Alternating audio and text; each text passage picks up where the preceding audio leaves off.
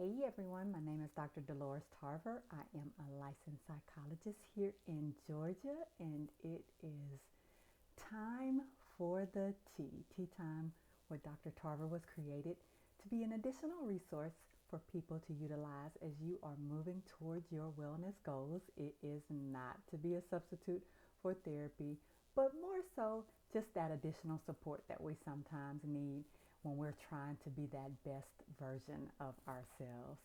So here we are. We have made it to the last day of March as we are closing out Women's History Month. It has been quite a month for women, celebrations of women, but also challenges for women. And I know one of the biggest challenges that we often have as women is around our eating, that relationship that we have with food.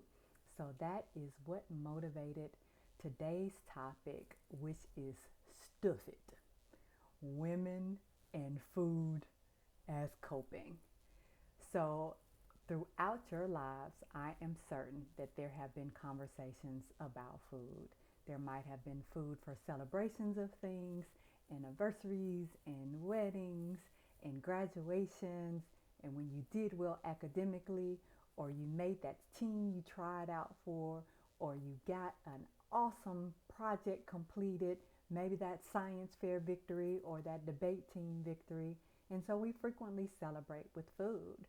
And we often don't have conversations in our families about food other than, hey, it's time to eat. What do you all like to eat? What are your snacks that you want? But we don't necessarily really have conversations about how we learn to have a relationship with food and what food means to us. So as we utilize food for celebrations, we also use food for grieving and bereavement. When people have experienced loss, we bring food around. When we have had a difficult day, a stressful event, been disappointed, let down, we often will have food there as well. And so we frequently don't talk about, well, what does this do to set up this dynamic of how we view food? And women in particular have had a love-hate relationship with food because food is one of those things we often have a lot of guilt about. We have guilt about when we eat too much of it. We have guilt about when we eat too little of it. And I know some of you are thinking, no, I want to eat too little of it. But then we often are using it for control in those instances.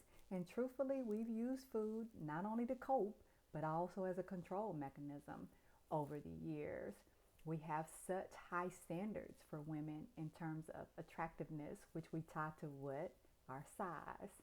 So we have this very inflated perspective about what it means to be healthy as a woman and how that translates over typically into how thin you are, how well you fit into these body standards. And so because of those things, we often have a lot of shame we develop around food. And that shame ends up driving some of our food-based behaviors. So I want to talk with you all about emotional eating. There are a lot of different eating disorders, binge eating disorder, anorexia nervosa, but I'm not talking about bulimia or any of the eating disorders. What I'm talking about is a disordered pattern of eating that occurs when we consume food, not when we're hungry, but simply as a way to deal with things that are stressful or uncomfortable. And that's essentially what emotional eating is. Now, binge eating is something different, and there are a lot of overlap in the two, but essentially the hallmark difference between binge eating and emotional eating is the amount of calories that we're consuming, the amount of food that we're eating in a sitting with a binge. So in a binge, you're actually eating what would be considered several meals. So 3 or 4 meals. I may be going to McDonald's and I'm getting 2 meals from there. I'm going to KFC and I'm getting a meal from there. I'm eating, I'm gorging to the point where I'm oversaturated. I hurt from eating so much. I also eat it really rapidly. And so I'm not even really processing what I'm doing. I'm just kind of inhaling this food in. There is still that shame and guilt that we'll have with the emotional eating. And there is that lack of control over the eating. But I'm not eating as much and I'm not usually eating as fast when it comes to emotional eating as I am doing with binge eating. But with binge eating, we eat when we're not hungry. We tend to crave foods that would be considered high calorie but low nutritional value. So those are going to be your heavy carb loaded foods. So your fries, your chips, my two favorites. Your pizza falls in that category. Your sweets such as chocolate, cookies, cake, those kind of things are usually what are equated to emotional eating, because those are the things that make me feel like I'm full, but they also feed my body's response to this increase in cortisol. So when we are stressed, the body produces a lot of cortisol, right? So this is the thing that lets us know when we need to be in fight or flight. Like, hey, there's a threat and we need to neutralize this threat. And so what the body does is the appetite increases, because what do we need to do, right? I need to get the reserves ready because I may have to go to battle. I may have to escape, or I may have to fight. So I need to make sure I have enough energy to be able to do so. When we are in chronic periods of stress, what does that mean? Those cortisol levels are going to stay high. So I'm hungry, but specifically I'm craving these particular types of foods. And that's how you also know it's emotional eating, that you're craving certain foods. I don't want a meal. When you're just hungry, what happens with hunger is it's a gradual process. So like, I'm starting to get a little peckish and now my stomach's growling. This may happen over the course of an hour or so, where my body is literally getting emptied out. So my stomach is like, hey, we need some more fuel in here. With emotional eating, I'm not hungry. I could be several other things, but not hungry. What it is I'm wanting to get a substance to feed this need that I have, because I'm feeling overwhelmed, I'm uncomfortable, I'm stressed, right? So we're going to talk a little bit more about some of the triggers for that. But often what comes along with the emotional eating is this sense of guilt, because I know that I'm out of control with this food. I know that I'm not hungry. I know that this is probably a pattern for me that I engage in when I'm stressed out. And so then I feel bad about it, right? So the emotional eating is usually brought on by what we consider uncomfortable emotions. So we don't like being bored. We don't like being lonely. We definitely don't like dealing with grief and loss. Those are really uncomfortable for us. We don't like being hurt, feeling disappointed. We don't like being, a lot of times, irritable and angry. We don't like those either, because that feels really uncomfortable in our bodies. And so we'll look to find these foods as a way to feel some of that. I think what happens is just emotional overload. And so we're looking to get this food in here to try to get out of that place, get out of that space of feeling that discomfort. So what are our risk factors for emotional eating? Depression, our favorites, right? Depression, anxiety, those are our big ones.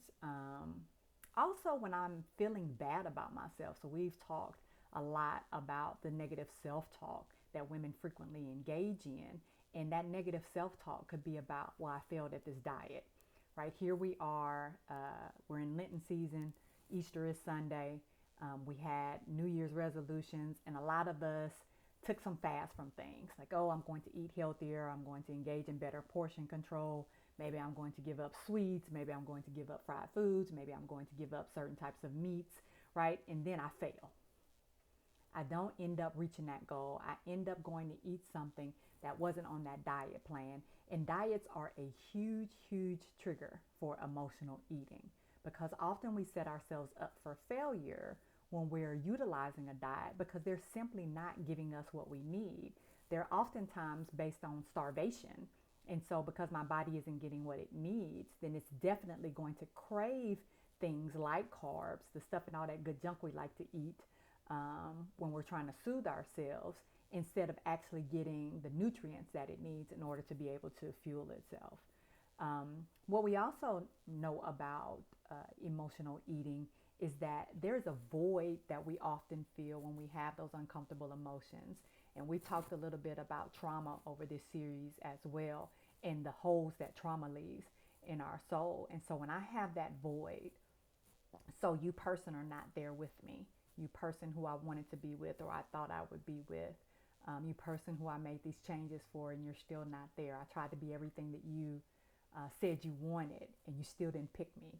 You still didn't end up being with me. And so I've got this void of not being enough, of being worthless, of not being beautiful enough, of not being somebody that people would be attracted to or want to be with long term.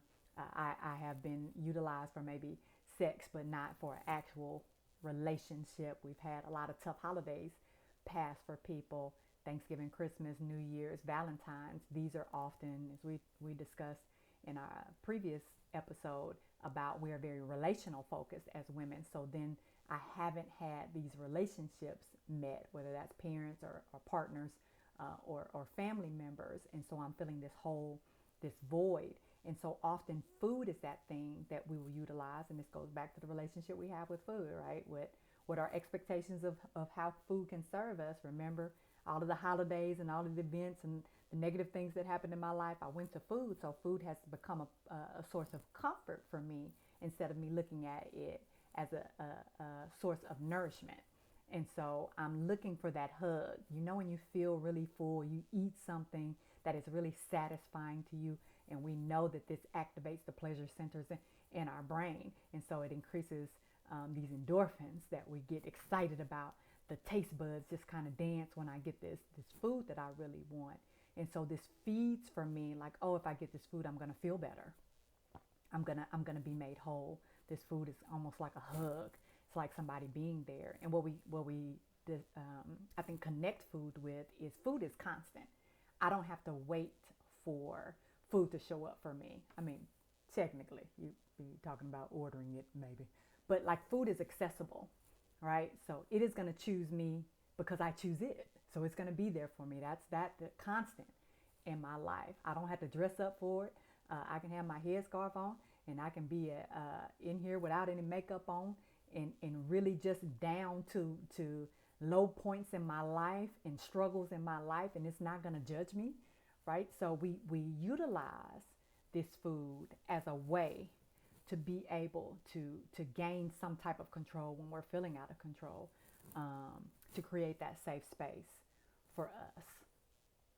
The other thing that ends up happening with us in terms of our eating is because it's shame-based, and we're ending up usually doing these emotional eating things not around a bunch of people at night. That's usually when people are activated to emotionally eat, because we're up late scrolling, as I've talked about, social media of doom. So now I'm comparing myself to this person that just got engaged, and that should have been me. Or I see that person that I was dating previously, and why are they happy? Or I'm looking at this house that you were able to purchase, and here I am and I'm still renting.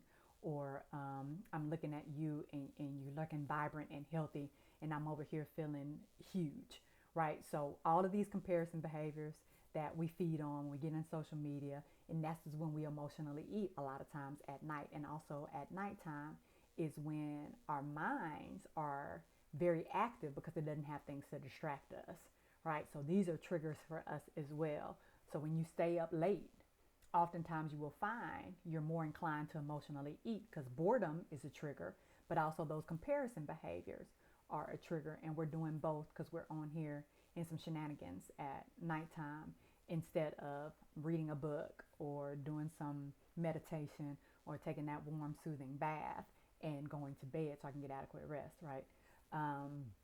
So how do we end up regaining control over the emotional eating? It is very important for us to be able to identify our triggers. And oftentimes people will say, well, I don't know, I'm just eating, which is mindless eating. That's a trigger. So when we're watching TV, you're watching movies, just spending a lot of time, YouTube videos, spending a lot of time in front of electronic devices, whether that's the scrolling or the watching of something, then it is more easy for us to mindlessly eat. We know that commercials are geared toward us purchasing food products and various other things. And so there are subliminal things that come through in the commercials. But the other thing is, like, we like that comfort of munching on something while I'm looking. Popcorn in a movie, right?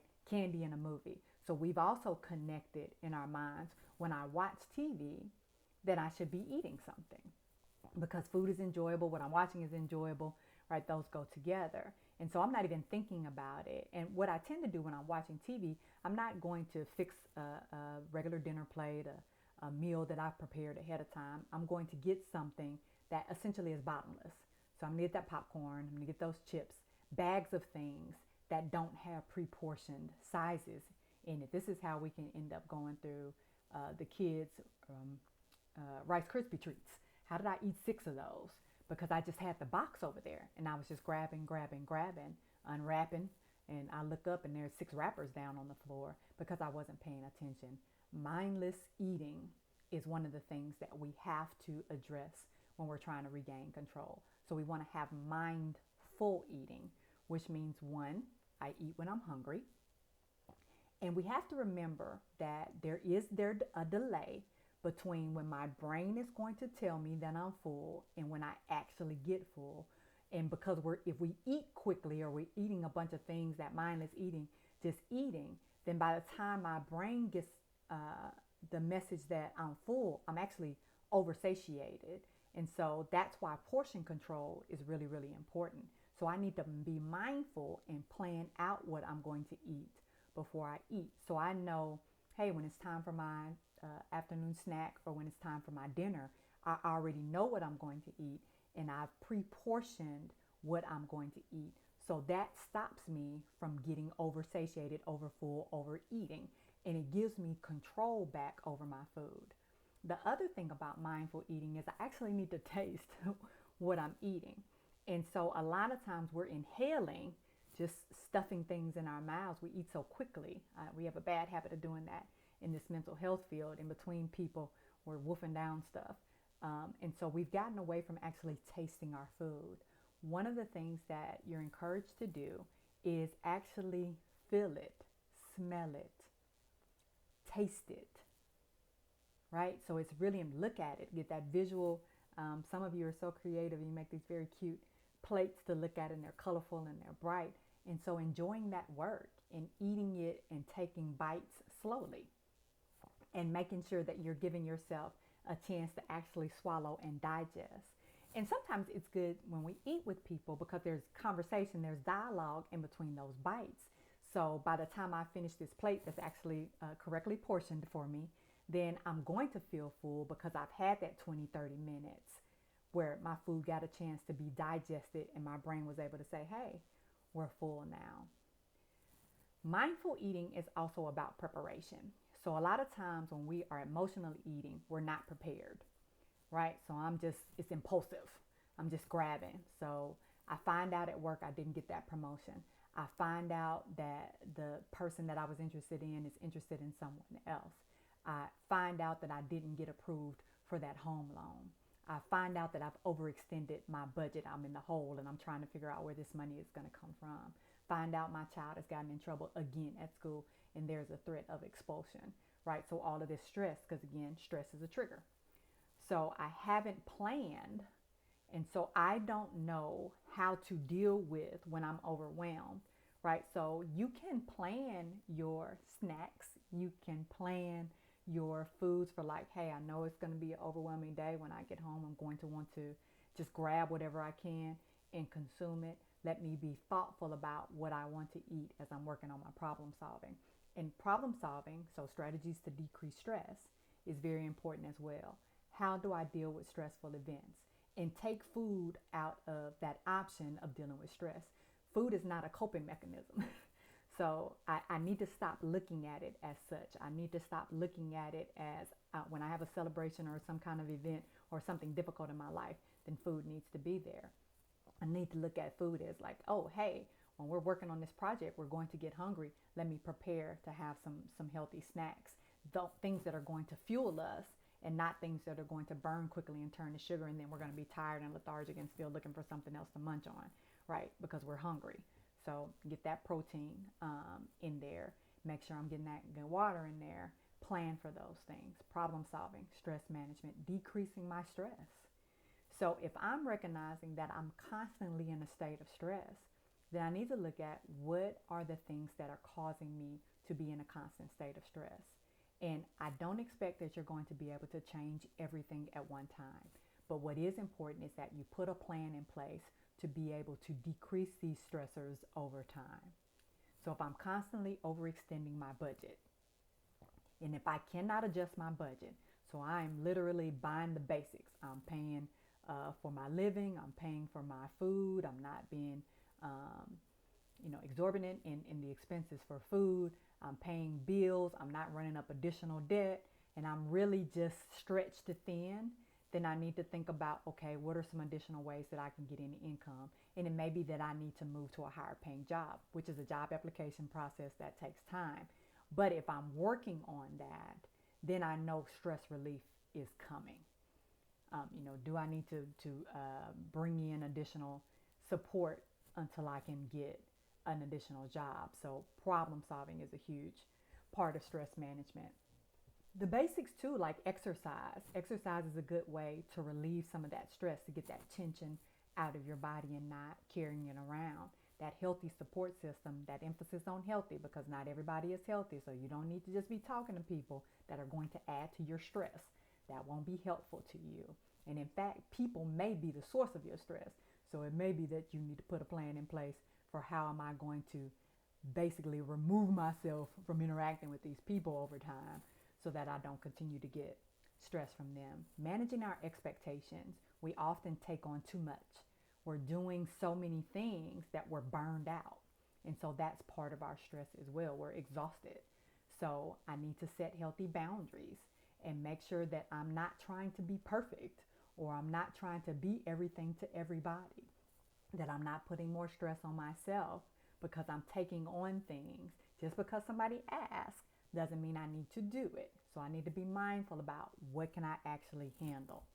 We do not want to add substances to this. We tend to eat more when we're utilizing substances. So if I'm drinking, I'm going to eat more. If we know smoking marijuana gives people the munchies, right? So if I'm utilizing marijuana and I'm noticing that I'm eating more, then those are things that I need to also look at, because they could be contributing to that emotional eating. Sleep. If you are sleep deprived, one of the things that your body is going to do to try to offset that sleep is eat. And it is also harder for us to lose weight when we're sleep deprived as well. And so now I'm going to be beating myself up because I've gained weight that I can't get off. And so what am I going to do? I'm going to eat. I'm tired. I'm trying to stay awake. So I'm going to be popping things into my mouth. I know a lot of times people, especially being in front of a computer in the cyber world, a lot of people have snacks in their drawer and they're just popping these snacks. Usually candy, very rarely nuts or something healthy like that. People will put cereal, a lot of starchy carbohydrate-based things in there. And those kind of things, again, turn into sugar real quickly. And so I'm going to be hungry again. I'm not going to feel full, so I'm back to the snacking, right? Also support groups. Like sometimes we just need to be in support of other people who are making healthy choices.